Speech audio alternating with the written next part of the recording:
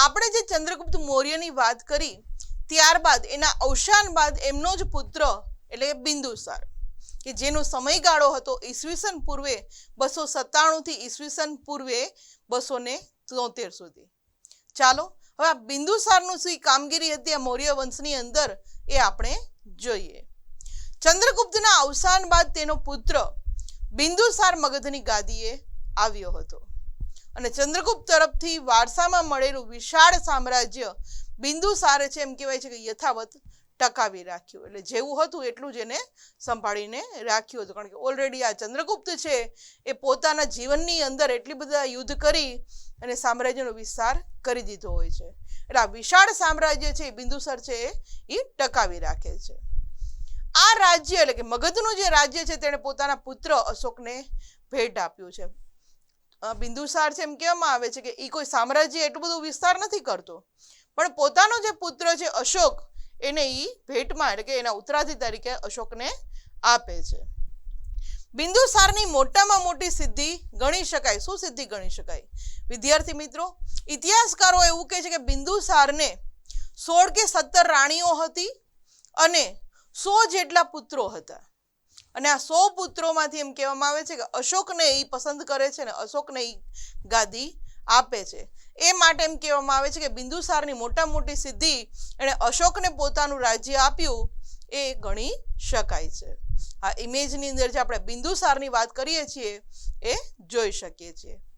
બિંદુસારના શાસનકાળમાં એમ કહેવામાં આવે છે કે રાજકુમાર સુસીમની, મેં હમણાં જ વાત કરી કે એને ઘણા બધી પુત્રો હતા, એમાંનો જે સૌથી મોટો પુત્ર હતો એ રાજકુમાર સુસીમ હતા.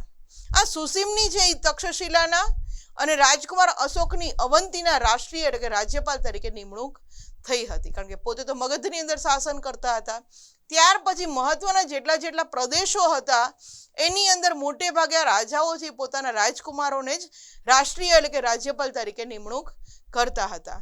એમાં બિંદુસાર છે એક પોતાનો પુત્ર સુસીમ હતો એને તક્ષશિલાની અંદર અને અશોકને છે અવંતી એટલે કે ઉજ્જૈનની અંદર એ રાજ્યપાલ એટલે કે રાષ્ટ્રીય તરીકે નિમણૂક કરી હતી. સુસીમના સમયમાં એમ કહેવામાં આવે છે કે તક્ષશિલામાં બળવો થાય છે. સુસીમ જે બિંદુસારના મગજની અંદર એવું હોય છે કે સુસીમ છે એ ખૂબ લાયક છે, પણ તક્ષશિલાની અંદર બળવો થાય છે તો આ સુસીમ છે એ એને નિયંત્રિત કરી શકતા નથી અને તે નિષ્ફળ જાય છે. એને નિયંત્રિત કરવામાં બળવાને શાંત નથી કરી શકતા. પણ અશોક છે એ આ કાર્ય સફળતાપૂર્વક એમ કહે છે કે પાર પાડી દે છે.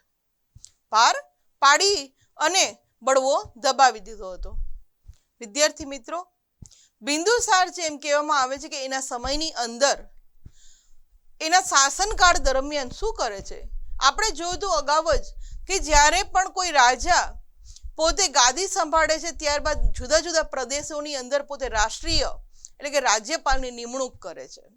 તો એ જ રીતે બિંદુસાર છે એના શાસનકાળમાં પોતાનો જે રાજકુમાર છે સૌથી મોટો રાજકુમાર સુસીમ છે એની તક્ષશિલામાં અને ત્યારબાદ અશોક જે છે એની અવંતી એટલે કે ઉજ્જૈનની અંદર રાષ્ટ્રીય તરીકે આ બંને રાજકુમારોની નિમણૂક કરે છે કે તમે આ પ્રદેશ છે આ ત્યારના જમાનાની અંદર આ તક્ષશિલા અને અવંતી છે એ ખૂબ જ સમૃદ્ધ પ્રદેશો હોય છે. એટલે આ બે સમૃદ્ધ પ્રદેશોની અંદર બિંદુસાર છે પોતાના જ રાજકુમારોને ત્યાં રાષ્ટ્રીય તરીકે નિમણૂક કરે છે. થાય છે કેવું, ચાલો આગળ જોઈએ કે સુસીમના સમયની અંદર તક્ષશિલામાં જ્યારે રાષ્ટ્રીય તરીકે ત્યાં નિમણૂક પામે છે પણ ત્યાં બળવો થાય છે અને આ બળવાને નિયંત્રિત કરવામાં આ સુસીમ છે એ સફળ રહેતો નથી એટલે કે નિષ્ફળ, એ બળવાને શાંત નથી કરી શકતો કે ત્યાંનો જે કંઈ નિર્ણય લેવાના હોય છે નથી લઈ શકતો. પણ એની જગ્યાએ અશોક છે એ આ કાર્ય છે એમ કે સફળતાપૂર્વક પાર પાડી અને આ બળવો દબાવી દીધો એને.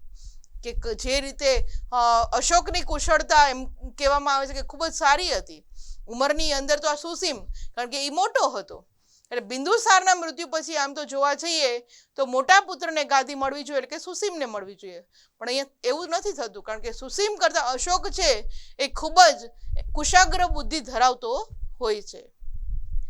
આગળ જોઈએ તો ઇમેજની અંદર જે હમણાં જ વાત કરી આપણે બિંદુસાર એને જોઈ શકીએ છીએ.